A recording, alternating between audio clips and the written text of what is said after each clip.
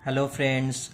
आज के वीडियो में हम लोग जिस टॉपिक के बारे में डिस्कस करने वाले हैं वो है रूट कैनल ट्रीटमेंट या आरसीटी। आरसीटी नॉर्मली हम लोग सबको ही करते हैं क्लिनिक में। तो आज के वीडियो में जो पार्ट है आरसीटी में क्या क्या नॉर्मली इंस्ट्रूमेंट लगता है और मटेरियल क्या क्या यूज़ होता है, इस बारे में हम लोग डिस्कस करेंगे।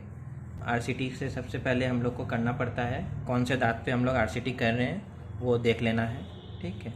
उसके बाद में दांत को एनेस्थेसाइज कर देना है। एनेस्थेसिया के बाद में अगर फर्स्ट स्टेप अगर आरसीटी का बोला जाता है तो वो होता है आइसोलेशन। आइसोलेशन के लिए नॉर्मली हम लोग रबर डैम यूज़ करते हैं। रबर डैम आप कोई भी कंपनी का यूज़ कर सकते हैं, ठीक है।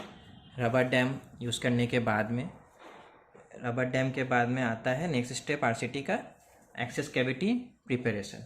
एक्सेस कैविटी प्रिपरेशन में नॉर्मली अगर एंडो एक्सेस बार आप यूज़ करते हैं तो वो बेस्ट होता है, ठीक है। अगर एंडो एक्सेस बार आपके पास नहीं है तो मीडियम साइज्ड राउंड बार आप यूज़ कर सकते हैं, ठीक है। ये रहा एंडो एक्सेस बार। अगर एंडो एक्सेस बार आपके पास नहीं है तो आप मीडियम साइज्ड राउंड बार यूज़ कर सकते हैं, ठीक है। जैसे ही हम लोग एक्सेस कैविटी प्रिपेयर शुरू करते हैं एक ड्रॉप फील होता है। ड्रॉप फील होने के बाद में हम लोग को बैक मोशन में बार को मूव करना पड़ता है, ठीक है। इसके बाद में वॉल रिफाइनिंग के लिए जो यूज़ होता है उसको एंडोजेट बार बोला जाता है। एंडोजेट बार से वॉल को हम लोग रिफाइन करते हैं, ठीक है। ये नॉन कटिंग एंड बार है।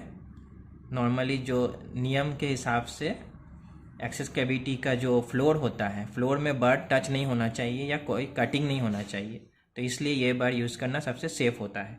इसके अलावा भी बहुत टाइम हम लोगों को ऑक्लूसल रिडक्शन के लिए बार यूज़ करना पड़ता है। वो हम लोग डंबल से बार से यूज़ कर सकते हैं या फिर फ्लेम शेप्ड हुआ या स्ट्रेट फिशर बार से ऑक्लूसल रिडक्शन कर सकते हैं। इसके बाद में जो नेक्स्ट स्टेप आता है एक्सेस कैविटी प्रिपेयर होने के बाद में वो आता है कैनल को लोकेट करना। कैनल लोकेट होता है DG16 एक्सप्लोरर,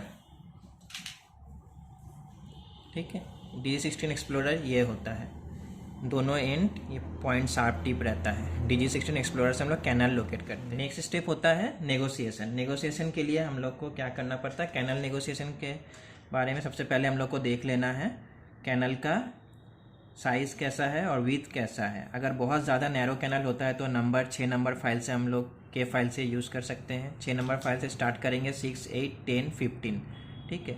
अगर नॉर्मल कैनल है तो हम लोग 10 और 15 फाइल से नेगोशिएट कर सकते हैं। कैनल नेगोशिएशन के बाद वाला स्टेप जो होता है working length determination. Working length determination हम लोग 2 प्रोसेस में कर सकते हैं। आइदर हम लोग एपेक्स लोकेटर यूज़ कर सकते हैं, अगर आपके पास एपेक्स लोकेटर है तो ठीक है, और नहीं तो थ्रू रेडियोग्राफ हम लोग को यूज़ करना पड़ेगा, ठीक है। तो एपेक्स लोकेटर अगर यूज़ करते हैं तो एपेक्स लोकेटर अगर है आपके पास तो ठीक है, नहीं तो रेडियोग्राफ लेकर आप वर्किंग लेंथ फाइल देकर यूज़ कर सकते हैं, ठीक है। वर्किंग लेंथ डिटर्मिनेशन के बाद में नेक्स्ट स्टेप आता है बीएमपी। बीएमपी में क्या क्या इंस्ट्रूमेंट और मटेरियल लगता है ये जान लेना ज़रूरी होता है। सबसे पहला काम होता है आप आइदर हैंड फाइल से अगर करना चाहते हैं तो हैंड आरसीटी करते हैं तो वो अलग हुआ, हैंड फाइल यूज़ करना है। अगर आपको रोटरी आरसीटी करना है तो रोटरी फाइल यूज़ करना है। ये आपको डिसाइड कर लेना है आप कौन से फाइल से आरसीटी करना चाहते हैं। अगर हैंड फाइल से यूज़ करना है तो आपको नंबर 15 से 80 तक फाइल हर वक्त रेडी रखना पड़ता है। जैसा white, yellow, red, blue, green, black, ये नॉर्मली हैंड फाइल होता है। ये स्टेप बैक प्रोसेस में करना पड़ता है। ये जो प्रोसेस अगर आपको नहीं पता तो नेक्स्ट वीडियो में हम लोग बता देंगे स्टेप बैक प्रोसेस क्या होता है। अगर आप रोटरी फाइल यूज़ करना चाहते हैं तो रोटरी फाइल भी मार्केट में अवेलेबल है बहुत सारा। अब कौन सा रोटरी फाइल आप यूज़ करते हैं वो आपके ऊपर डिपेंडेबल है, ठीक है। रोटरी फाइल नॉर्मली ऐसे पैकेट में आता है, एसोटेड भी आता है, ये इंडिविजुअल रोटरी फाइल है। आप रोटरी फाइल कौन सा यूज़ करते हैं, अगर आप प्रो टेपर यूज़ करना चाहते हैं तो प्रो टेपर नॉर्मल है। अगर आपको 4% फाइल यूज़ करना है तो वो ठीक है, नहीं तो 6% फाइल यूज़ करना है, वो आपको डिसाइड कर लेना है। तो फाइल का ये सिस्टम हो गया, ठीक है। अब जो हम लोग रोटरी अगर यूज़ करेंगे तो इसके लिए हम लोग को एंडोमोटर लगेगा। तो एंडोमोटर होता है नॉर्मली, इसमें हम लोग रोटरी फाइल को ये करते हैं। ये एंडोमोटर का हैंड पीस है, ये हुआ एंडोमोटर, ठीक है। ये विथ कॉर्ड एंडोमीटर है, और एक एंडोमीटर आता है जो होता है कॉर्डलेस। ठीक है, एंडोमीटर में नॉर्मली फाइल हम लोग माउंट कर लेते हैं, ऐसे करके फाइल माउंट करना पड़ता है।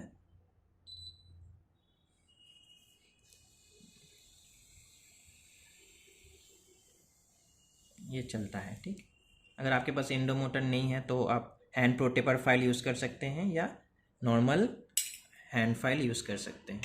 एंडोमीटर से आपको अप टू जो भी फाइल तक, जितने दूर तक आपको बीएमपी करना है वो आपको डिसाइड कर लेना है, उस हिसाब से आपको कर लेना है। अब बीएमपी के दौरान हम लोग क्या क्या यूज़ करते हैं। इरिगेशन के लिए हम लोग को सबसे पहले नॉर्मल सलाइन रेडी रखना पड़ता है। ये हुआ नॉर्मल सलाइन। ठीक है, इसके अलावा हम लोग को ईडीटीए का जो पेस्ट आता है वो पेस्ट फॉर्म में ईडीटीए हम लोग यूज़ कर सकते हैं, या फिर लिक्विड ईडीटीए हम लोग यूज़ कर सकते हैं। ठीक है, इसके साथ में सबसे इम्पॉर्टेंट जो होता है sodium hypochlorite. Sodium hypochlorite normally 5% जो सोडियम हाइपोक्लोराइट होता है वो हम लोग यूज़ करते हैं। इरिगेशन में ये 3 इम्पॉर्टेंट है। ठीक है, इरिगेशन के बाद में, कंप्लीट होने के बाद में, एंड में हम लोग को, अगर आपके पास एंडो एक्टिवेटर है तो आप एंडो एक्टिवेटर यूज़ कर सकते हैं। ठीक है, ये हुआ एंडो एक्टिवेटर। इसका जो फंक्शन होता है वो कैनल के जो डेब्रिस रहता है उसको निकाल देता है। इसके साथ ये हाइपो देकर नॉर्मली यूज़ होता है आइदर, और अगर लैटरल कैनल अगर आपका कहीं हुआ कैनल में तो वहाँ से भी ये डेब्रिस निकालने में हेल्प करता है। ये एंडो एक्टिवेटर अगर आपके पास है तो आप यूज़ कर सकते हैं। ठीक है, एंडो एक्टिवेटर यूज़ होने के बाद में एंड में हम लोग 2% क्लोरहेक्सिडिन यूज़ करते हैं। ये मार्केट नेम है, और भी बहुत सारा कंपनी का अवेलेबल आता है मार्केट में। इसके बाद बीएमपी कंप्लीट होने के बाद में नेक्स्ट स्टेप होता है ऑब्चुरेशन। ऑब्चुरेशन के लिए सबसे पहले हम लोग को कैनल ड्राई करना पड़ता है। कैनल ड्राई में हम लोग नॉर्मली पेपर पॉइंट यूज़ करते हैं। पेपर पॉइंट के बाद में कैनल ड्राई हो गया तो कौन से फाइल से आप ऑब्चुरेशन करना है, वो फाइल कौन से फाइल से आपने प्रिपेयर किया है कैनल वो है, तो उसके ऊपर आपका जीपी चूज़ करना पड़ता है। अगर आप प्रोटेपर फाइल से कैनल को प्रिपेयर किए हैं तो प्रोटेपर जीपी यूज़ करना पड़ता है। ठीक है, जैसा F1 हुआ, F2 हुआ या F3। ठीक है, अगर आपने 6% फाइल से प्रिपेयर किया तो 6% जीपी यूज़ करना पड़ेगा। अगर आपने कन्वेंशनल आरसीटी किया है, हैंड आरसीटी, तो आपको नॉर्मल 40, 45, 50 अप टू 80 के अंदर में जो भी आपका मास्टर एपिकल फाइल होगा वो आपको यूज़ करना है। ठीक है, ऑब्चुरेशन के वक्त नेक्स्ट जो स्टेप होता है कौन सा सीलर आपको यूज़ करना है वो डिसाइड कर लेना है। आप normally resin based sealer use कर सकते हैं। ठीक है, AH+ सीलर हुआ, और भी बहुत सारे रेजिन बेस्ड सीलर है, या अगर आपको पास है तो बायोसिरामिक सीलर यूज़ कर सकते हैं, या zinc oxide eugenol sealer use कर सकते हैं, या calcium hydroxide based sealer use कर सकते हैं। ठीक है, तो sealer one of the most important part in obturation. कौन सा सीलर यूज़ करना है आपको डिसाइड कर लेना है। इसके अलावा और एक इम्पॉर्टेंट बात जो हो रहा है वो हो रहा है नीडल जो हम लोग यूज़ करते हैं इरिगेशन के टाइम में। ये बहुत सारे लोग करते हैं कि नहीं करते हैं पता नहीं है, करना क्या चाहिए। बहुत कोई ये नॉर्मल सिरिंज से इरिगेट कर देते हैं, नीडल, ये नॉर्मल नीडल यूज़ करके इरिगेट कर देते हैं, लेकिन एक्चुअल जो नीडल यूज़ करना चाहिए ये वो होता है 30 गेज साइड वेंट नीडल। इसका मेन जो सेफ्टी फीचर्स है वो हो रहा है ये डेब्रिस को एपिकली फोर्स नहीं करता है। ठीक है, ये side went 30 gauge side went needle use करना बहुत सेफ होता है। इससे इरिगेट भी बहुत अच्छे से होता है। ठीक है, ओके। ये होता है जीपी प्लगर या बॉल बर्निशर से। इसको हीट करके हम लोग को